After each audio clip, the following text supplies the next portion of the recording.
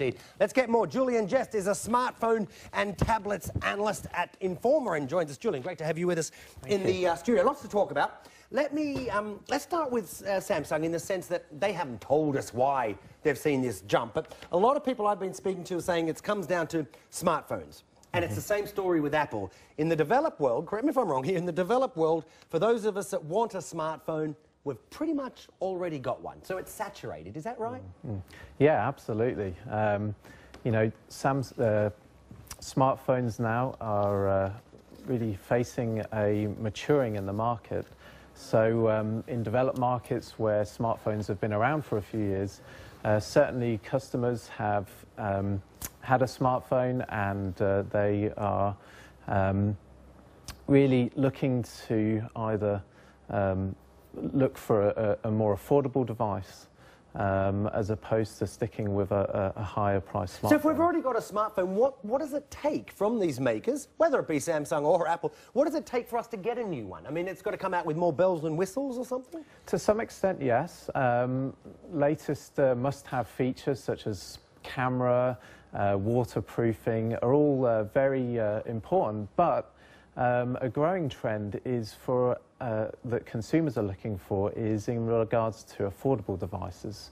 So devices that still you can download applications and you can check your email and maps, but that come at a much more affordable. Sure, not paying the $800, $900 prices that some of these devices can cost. Let's just briefly talk about China, because it's a market everybody wants. In fact, Samsung is the biggest seller in that market. I think it has about just over 18% of the Chinese market. But things could get a little bit rocky for them, right? Because Apple has done a deal with China Mobile, and China Mobile has, what, 760 million customers, right? That's precisely. I mean, Apple has, although Apple has had a presence in China, this new tie-up with China Mobile will be significant because China Mobile is such a big presence in China.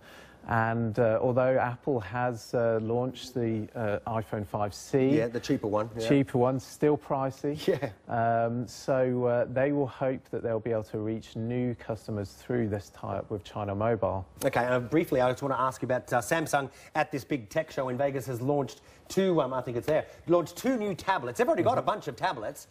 Now, Apple outsells Samsung in tablets. So is this where Samsung's trying to play a catch-up and maybe turn around its fortunes? Yeah, the new devices that Samsung launched are very interesting in that they are targeting not just the consumer market, but also the corporate market or enterprise customers. So specifically, these new tablets offer subscriptions bundled in with the tablet to business news providers. But also, interestingly, there is an application that's pre-installed on the tablets that will allow users to access their PC or MacBook directly from their tablet. So you'll be able to access your computer at home wherever you are from, in the world. Wow, OK. Exactly. I could continue talking. I've got to wrap it up, Julian. We appreciate